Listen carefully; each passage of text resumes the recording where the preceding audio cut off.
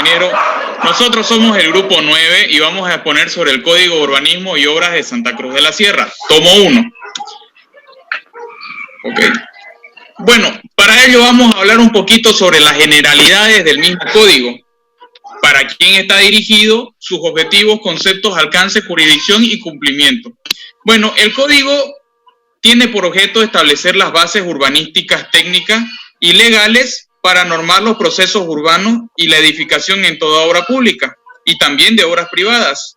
Este código constituye un conjunto de disposiciones de normas que deben cumplirse en Santa Cruz de la Sierra cuando usted quiere hacer uso del suelo. Al hacer uso del suelo me refiero a construir edificaciones, estructuras, instalaciones, aperturas de ensanche de vías públicas, parcelamientos urbanos, entre otros. Entonces, este código está dirigido para todo lo que es construcción, para empezar, y tenemos que seguir las normas que nos dice.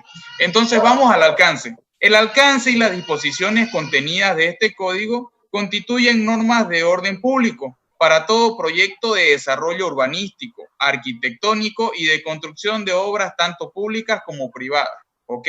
Y la jurisdicción que alcanza. El código se aplica en el territorio urbano y urbanizable que se encuentra emplazado dentro del radio urbano, homologado por la jurisdicción territorial del municipio de Santa Cruz de la Sierra. Y por último vamos a hablar un poco del cumplimiento obligatorio. Bueno, este código se basa más que todo en tener seguridad integral en construcciones, seguridad jurídica, seguridad de información técnica pública, transparencia, claridad, interés, igualdad, entre otros. Y es un documento que debe ser de uso obligatorio o de cumplimiento obligatorio. Las normas contenidas en este código y en los otros 2 tomos deben cumplirse por toda persona que se encuentra en Santa Cruz de la Sierra, todos los habitantes de Santa Cruz. Y como es de forma obligatoria, también tenemos derecho de petición al mismo documento y a toda la información en su gestión. De igual manera, el código establece lo siguiente, que toda construcción que haga el municipio debe de, ¿cómo lo puedo decir? Debe de demostrarse, debe de publicarse, ¿no? Para que las personas estén al tanto de todo lo que hace el municipio, por ejemplo, el BRT, entre otros. Vamos a la siguiente diapositiva y vamos a hablar un poquito de los profesionales habilitados. Antes de entrar a esta parte, quería recalcar lo siguiente. El Código de Urbanismo y Obras se actualiza cada 5 años, ¿no? Y llega a cambiar muchas cosas. Por eso es de que es un poco moroso la parte de ser urbanista en Santa Cruz, porque cada vez cambia el código, modifican unas que otras cosas y hay que estar leyendo de nuevo todo el código y seguir los pasos al pie de la letra, ¿no? Entonces, el código me establece lo siguiente. Todo profesional habilitado para poder realizar proyectos de arquitectura, proyectos de urbanismo, proyectos de ingeniería, trabajos de agrimensura y topografía, son arquitectos, ingenieros y topógrafos. ¿Podría ser un estudiante? ¿Podría ser un contratista? Sí, puede ser. Pero los profesionales que realicen los proyectos y ejecuten las obras de arquitectura, de urbanismo, ingeniería, tienen que ser los responsables legales ante las instancias correspondientes. Por eso el código exige mucho de que las personas que realicen dichas construcciones sean profesionales habilitados. ¿Ok? Entonces ahora vamos a hablar un poquito de las definiciones. El código me tiene como unas 4 hojas que me habla punto a punto cada definición que existe en el mismo. Por ejemplo, un barrio. El barrio es el área de suelo conformada por una unidad urbana básica, compuesta por una o más manzanas, o sea, un lugar donde pueden habitar personas. Cuando hablamos de catastro nos referimos al registro público del inventario valorado de bienes e inmuebles. No entiendo. Bueno, el catastro es un lugar donde vos vas a dejar todos los registros de algún bien inmueble que vos tenés, ¿no? Si vos tenés un terreno, una casa, lo que sea, tiene un documento de cartografía catastral que se guarda en el catastro. Ahora, ¿qué es la cartografía catastral? La cartografía catastral es un registro gráfico de objetos reales sujetos a registro catastral. O sea, es un documento que representa a escalas determinadas los propósitos catastrales para el aprovechamiento de construcciones, dimensiones, situación de las unidades catastrales, entre otros. Ahora vamos al concepto de equipamiento urbano. Bueno, nos hablaba el ingeniero las primeras semanas de clase de que el tercer anillo es una zona de equipamiento urbano. ¿Qué quiere decir esto? O sea, el uso del suelo que admite una infraestructura realiza actividades complementarias para los habitantes. ¿Cómo quiere decir, qué quiere decir eso? Quiere decir de que proporciona a la población servicios de bienestar social, en lo que son apoyos de actividades económicas, privadas, entre otras, ¿no? Y se clasifican en tres: equipamiento primario, equipamiento terciario y lo que es la infraestructura urbana.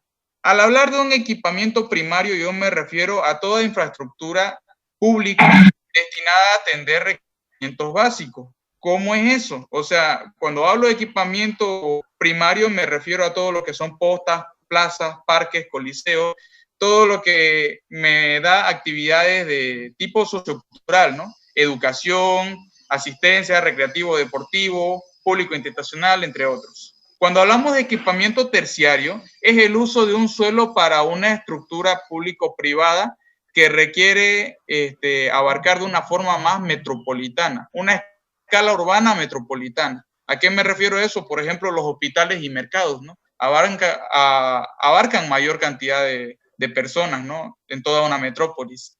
Y también vamos a hablar de lo que es la infraestructura urbana. Cuando hablamos de infraestructura urbana nos referimos a todo conjunto de obras que sirven de soporte para el desarrollo de actividades de la ciudad. O sea, todos los servicios que sean, como por ejemplo el servicio de transporte, el servicio de energía, el servicio hidráulico, como es el servicio del agua, de las telecomunicaciones, entre otros. Muy bien. Entonces, siguiendo con eso, vamos a las disposiciones generales, ¿ya? El código me da unas disposiciones que yo debo de seguir cada vez que yo vaya a realizar una construcción o cualquier, un parcelamiento o legalizar un terreno, ¿no? Entonces me dice que primero tengo que conseguir un formulario único. Entonces, la demanda de aprobación de los proyectos de urbanismo en general se debe efectuar mediante la solicitud de un formulario único. ¿Y qué es el formulario único? El formulario único es un documento que será llenado de modo de declaración jurada, indicando los términos, datos correspondientes según el formato reglamentario, ¿no? Y este formulario debe ser obligatorio para todo lo que es urbanización de terrenos, modificación de proyectos de urbanizaciones, parcelamiento, modificaciones de lineamiento, aperturas de vías, construcciones de aceras, gestionar provisiones de servicios básicos, arborización de vías públicas, entre otros, ¿no? Cabe recalcar que el formulario único se lo va a encontrar en la OT, que es la oficina técnica, y recalcar también de que la OT es la encargada de que se cumpla este código en Santa Cruz. Muy bien, entonces aquí tenemos una imagen de lo que es el formulario único. Este es un documento que se recoge en lo que es la OT y esto es una carátula de proyecto y anteproyecto de la edificación. Muy bien, sigamos adelante. Vamos ahora a lo que es el registro topográfico. El registro topográfico es una certificación de un plano de ubicación y uso del suelo y la propiedad rústica dentro de la extensión territorial. Este registro topográfico no es más que un plano que lo realiza un topógrafo, donde debe contener la representación gráfica del objeto de interés con la lista de las coordenadas que describe el terreno, ¿no? También tiene que basarse mucho esto que lo haga un topógrafo, que no lo haga cualquier persona, porque el documento debe ser presentado con otros documentos más, ¿no?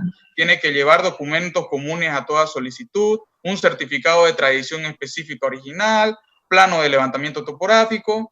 Ese plano tiene que estar en las coordenadas UTM WGS 84 y por los métodos de poligonación y vinculación, radiación, cálculo de superficie, entre otras. O sea, es todo un protocolo. Por eso se exige que lo haga un profesional. Y este documento se le entrega a la OT, que va a ver si está observado, rechazado o aprobado. Bueno, que se llama certificado cuando es aprobado. Bien, ahora vamos a las etapas de aprobación de las urbanizaciones. Si usted desea realizar una urbanización, o sea, urbanizar un terreno, o sea, que sea suyo, ¿no? Debe seguir estas 4 etapas. La primera etapa se llama el lineamiento urbano. La segunda, el anteproyecto de la urbanización. La tercera, el replanteo de urbanización. Y la cuarta es el proyecto final de urbanización. Entonces, estas etapas son cruciales y esenciales para lo que es la aprobación de una urbanización. ¿Qué se hace en el lineamiento urbano? Bueno, si nosotros leemos el código lo vamos a ver un poco confuso. Me dice, el lineamiento urbano es el inicio de todo proceso de urbanización. Se deberá recabar que en la OT el lineamiento urbano deben marcar de forma técnica legal el diseño y además las condiciones de la zona donde se localiza el terreno. En cristiano, como decimos nosotros, el lineamiento urbano es decir, bueno, este es mi terreno, ver dónde va a ser, ¿no? En la segunda etapa que vemos el anteproyecto de la urbanización, nosotros vamos a ver toda la parte de presentar una tipo propuesta, ¿no? Entonces, el anteproyecto de la urbanización es una propuesta que el propietario de un terreno no urbanizado realiza respetando los lineamientos urbanos otorgados por el municipio, en orden a la planificación estructural vial. Bueno, entonces, esta parte de la segunda etapa es donde nosotros tenemos que presentar más o menos qué queremos realizar en ese terreno.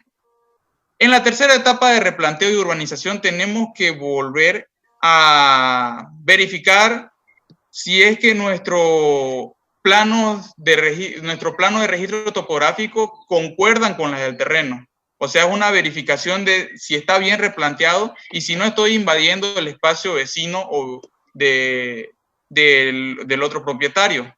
Y en la cuarta etapa vamos a ver lo que es el proyecto final de la urbanización. O sea, ya una vez cumplida la etapa 1, 2 y 3, ya aclarado lo que es el anteproyecto, vamos a ver si se puede dar o aprobar lo que es el proyecto final. Para todas estas etapas se presenta una gran cantidad de documentos.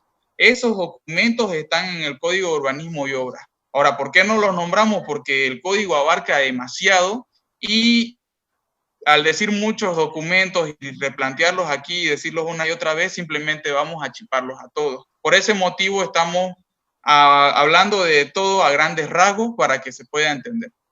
Bueno, ingeniero, hasta aquí llegaría a ser mi parte, ¿ya? Para que también mis otros compañeros expongan lo que es sobre el tema. Ya. Vamos a leer a la otra persona. Bien. Eliane. Buenas tardes, ingeniero. 10 minutos tiene, compañero. Ok. Ahora, para las etapas para la aprobación de modificación de urbanizaciones no consolidadas es aquella que aún no concluyó el proceso técnico y legal, o sea, no ha iniciado la ejecución de obra en vía y no existe asentamiento urbano. Pero un proyecto aprobado de urbanización no consolidada se puede modificar siempre y cuando al variarse con el trazado de vías secundarias públicas no afecte el porcentaje que le pertenece a la alcaldía. ¿Y a qué se refiere con las vías secundarias públicas? Por ejemplo, estamos yendo a Anillo de la Santo Dumont, esa viene a ser la avenida principal, y la que es paralela, que es la avenida San Pablo, esa sería la secundaria. Y el porcentaje que le pertenece a la alcaldía, o sea, de lo que está construido, te podría decir, es del 40%. Ahora, para modificar los proyectos de urbanización no consolidadas, se deben seguir las siguientes condiciones, que ahí vemos que son 3 etapas. El proyecto se mantenga igual o mayor la superficie total del área de uso público aprobada inicialmente, o sea, de los pasos que ya mencionó mi compañero. La segunda es que se adecue funcional y morfológicamente al resto de la unidad vecinal o zona en la que se encuentra ubicado. O sea, morfológicamente, por si acaso, es así, la forma, la estructura inicial. Y la tercera es que la oficina técnica no haya emitido planos de uso de suelo individuales a terceras personas, ¿no? Por si acaso, la oficina técnica es la que se encarga de revisar, observar y aprobar el proyecto que se quiere. La siguiente, por favor. La siguiente diapositiva. Perdón, no, ya. Ya. Agentes participantes en el proceso especificación. Ahí vimos que son 5, ¿no? El propietario es la persona que decide, impulsa, programa y financia para la edificación de obra. El proyectista es el profesional registrado y habilitado responsable del diseño de proyectos de arquitectura, ingeniería, construcción, modificación, ampliación, reparación, cambios de uso y también, ¿por qué no?, la demolición, ¿no? Es el director de obra, que es el profesional registrado y habilitado contratado por el propietario. Ahora, es también el que es presentarlo en el gerenciamiento técnico de la obra, es el que ve el ciclo de vida del proyecto. También se lo denomina fiscal de obra, pero esto siempre y cuando se refiere a las obras públicas. El supervisor de obra es el que hace el control técnico de la obra con las condiciones del contrato. El superintendente es el profesional habilitado, el cual debe dirigirse el supervisor a través del libro de órdenes. El libro de órdenes es donde se anota desde que inicia la construcción hasta que finaliza. En este se tienen que poner cada dato, hasta el clima, las solicitudes que se requieren, los materiales. Cada paso que nosotros hagamos tiene que estar anotado en ese libro de órdenes, porque ahí al finalizar la obra tienen que asegurarse de que no hayamos puesto algún dato mal, porque nos pueden poner en observación. Ahora, la siguiente, por favor. Ahora, las sanciones. Toda obra en infracción que mediante el proceso administrativo correspondiente sea declarada clandestina o en contravención se le aplicarán sanciones. Ahora, ¿cuál es la finalidad de esta? La finalidad de las sanciones es preservar la planificación urbana y esta se aplicará en función de la infracción cometida.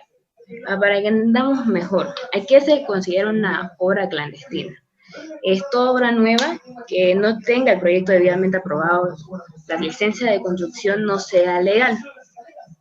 Ahora, la contravención es si la construcción nueva infringe las normas de uso de suelo o de edificación. Las sanciones se aplicarán en función de la infracción cometida. Y ahí vemos que tenemos la paralización y orden de rectificación, multas pecuniarias, decomiso de materiales de obra, suspensión temporal, clausura definitiva, demolición parcial, demolición total, las sanciones administrativas, denuncia contra los profesionales. Las multas pecuniarias son las que son relacionadas al dinero y estas no tienen el mismo precio para cada una de ellas, ¿no? Es dependiendo de la sanción. La denuncia contra los profesionales son los que hayan contravenido con lo establecido ya en este código. Algunas de las multas pecuniarias que hay son por no contar con licencia de construcción, no tener el cartel de obra en ejecución, y si es que lo tiene, no cuenta con las especificaciones requeridas.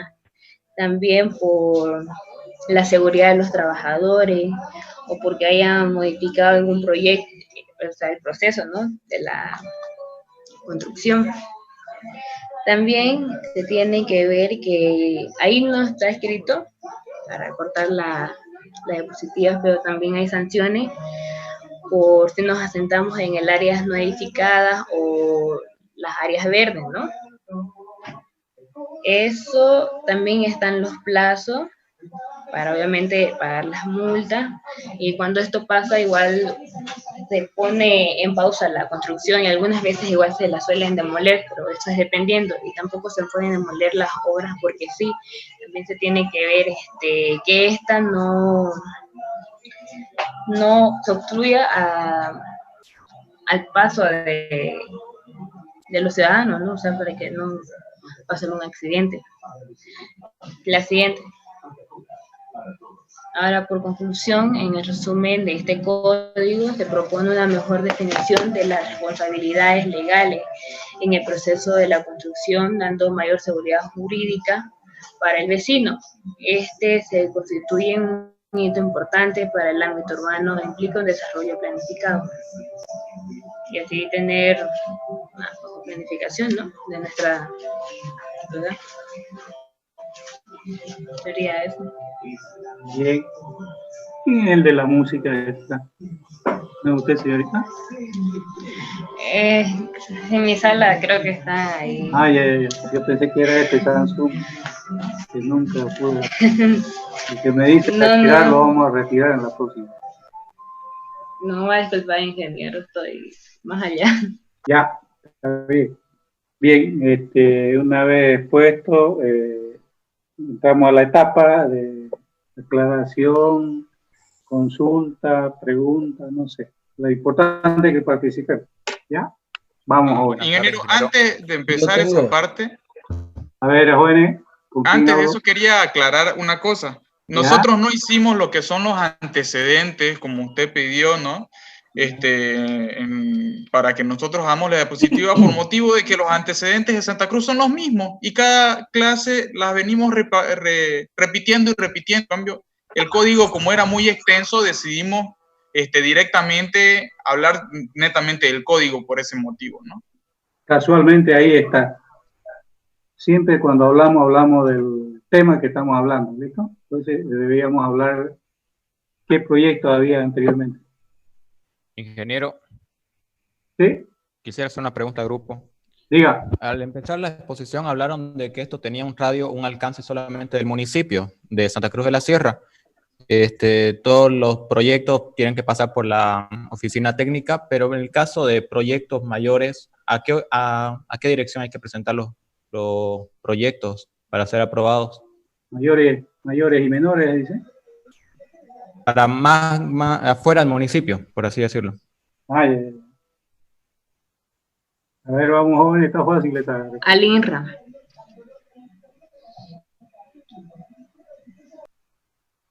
A ver. ¿Ya lo contestó? Al INRA, dice la compañera. Sí, al INRA, ingeniero. Si alguien más quiere complementar o aclarar. Yo, ingeniero.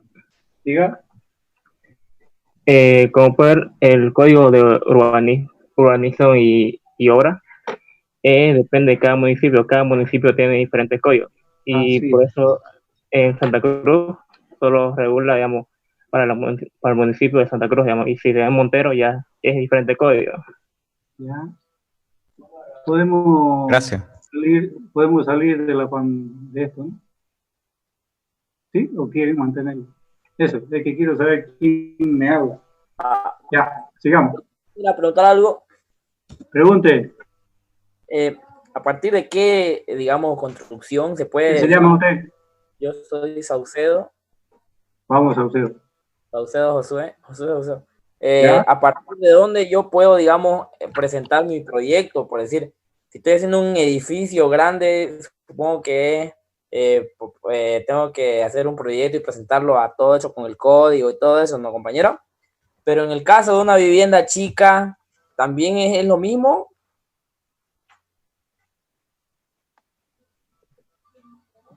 A ver, es importante que el tema son 3 tomos, por si acaso, el código de urbanismo. Los compañeros están haciendo la parte administrativa. Exacto, la parte del urbanismo y ahí viene todo. Y hablaba sobre las sanciones.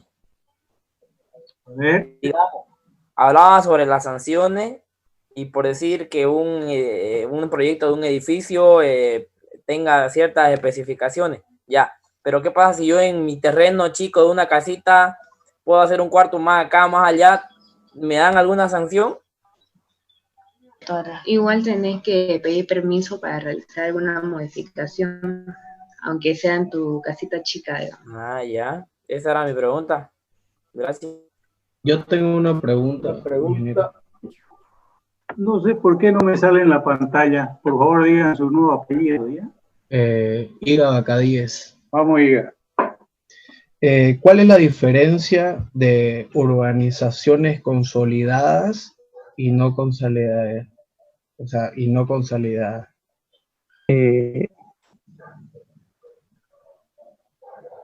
¿Yo puedo responder? Claro. ¿Puede? La diferencia entre urbanización no consolidada y consolidada, digamos, es que no consolidada es aquella que no tiene ni un asentamiento humano, ni ha iniciado ni una ejecución de obra en vía. Y la urbanización consolidada se puede decir que es la que ya tiene por lo menos un proyecto, una casa por lo menos, y tiene asentamiento humano. Esa sería la diferencia. Ok. ¿Puedo reforzar ahí, ingeniero? Claro.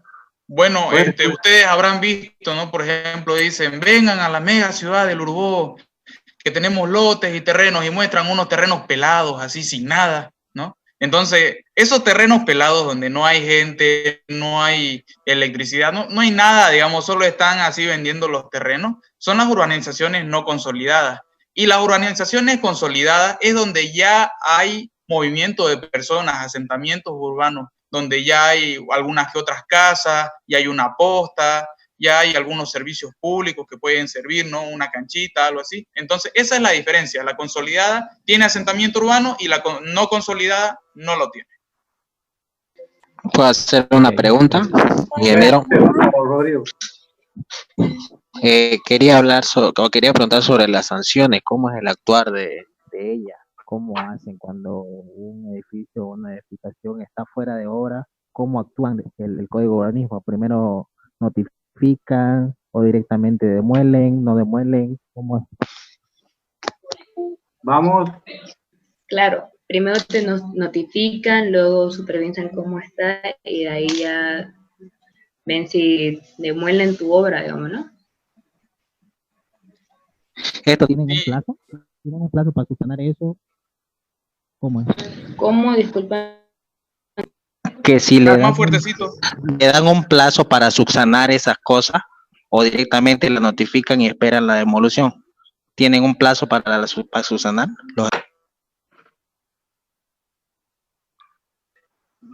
No, compañero, está fácil eso.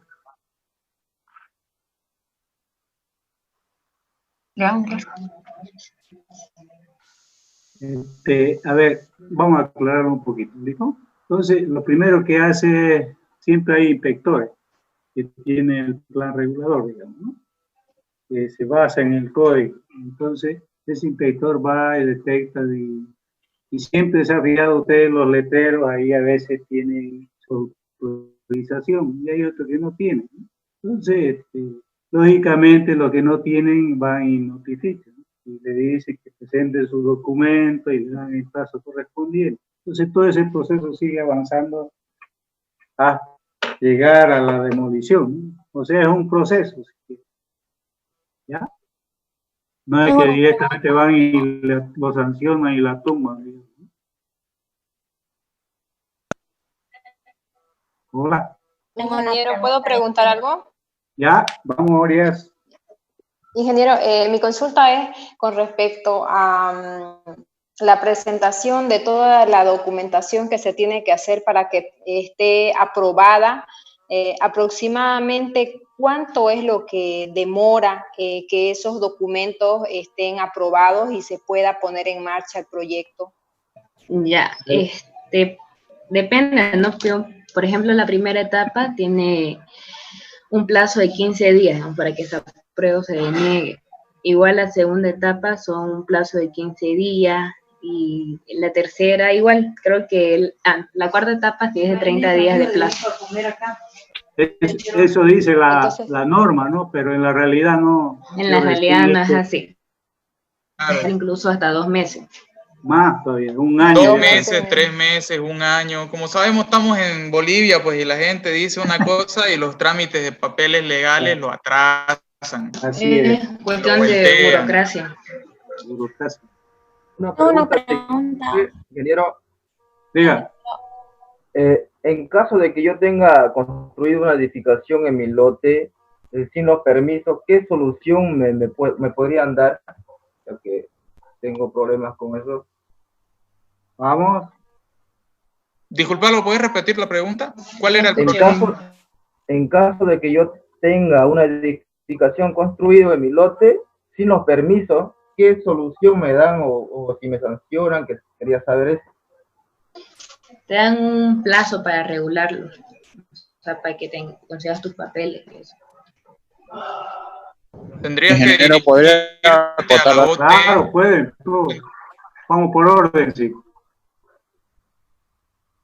Bueno, yo Diga, le Ya, con re- respondía al ¿quién es el que le quería respondía a acotar? Wilder de que si es que él tiene una construcción y no ha hecho todos los papeles, tiene que dirigirse a la OT y presentar su documento, ¿no? Mira, tu documento de propietario, digamos, pero no has puesto nada de que has construido ni nada.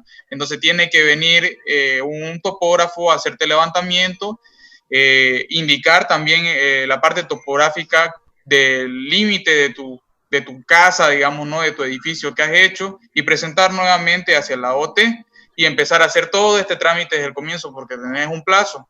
Si no fueras a presentar este documento, entonces llegas a recibir una sanción, ¿no? Incluso pueden darte un aviso de obra paralizada o pueden tratar de hacer un proceso para la demolición de tu construcción. Depende de los casos, ¿no? Incluso hay Tengo gente una que construye consulta. y nunca lo verifica.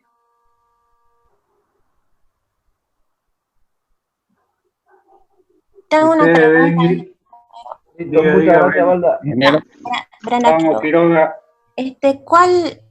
¿cuál es principalmente la finalidad de la OT?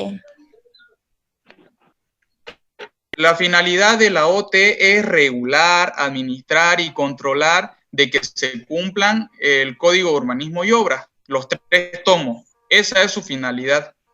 Y la persona que no lo cumpla, pues tirarle el hachazo, como se dice, ¿no? Empezar a ponerle sanciones y esas cosas. Ingeniero, Cumple Claro, el ¿puedo hacer una se reglamento, pregunta? encarga de la parte legal y técnica. que cumple el reglamento más que todo, ¿no? Ingeniero, ¿puedo hacer una pregunta antes de que acabe? Diga, diga. En el caso supuesto, yo tengo un vecino que está construyendo por demás, está tapando el sol, me está, por así decirlo, afectando a mi mueble de mi casa. ¿También se puede hacer denuncias a la oficina técnica o simplemente ellos tendrían que hacerse cargo? Igual puede hacer, digamos, la denuncia. Claro, se puede denunciar, ellos tienen que cumplir las normas del código. Por ejemplo, tenés que construir del límite de la calle 5 metros para adentro, ¿no? Y tenés que definir bien lo que es la línea municipal y la línea de construcción. Tu línea de construcción tiene que estar 5 metros adentro de la línea municipal. Y la línea municipal es el límite entre lo público y lo privado, ¿no? Entonces nadie puede a tu lado ni siquiera poner una ventana si es tu vecino, que mire hacia tu casa, digamos, ¿no? O a tu pareja. Muchas gracias. Y además tiene que cumplir los retiros reglamentarios, ¿no? Eso lo dice el código, ya lo vamos a ver después. Por eso es importante que todos debemos tener estos 3 tomos para manejarlo como ingeniero civil. Ingeniero.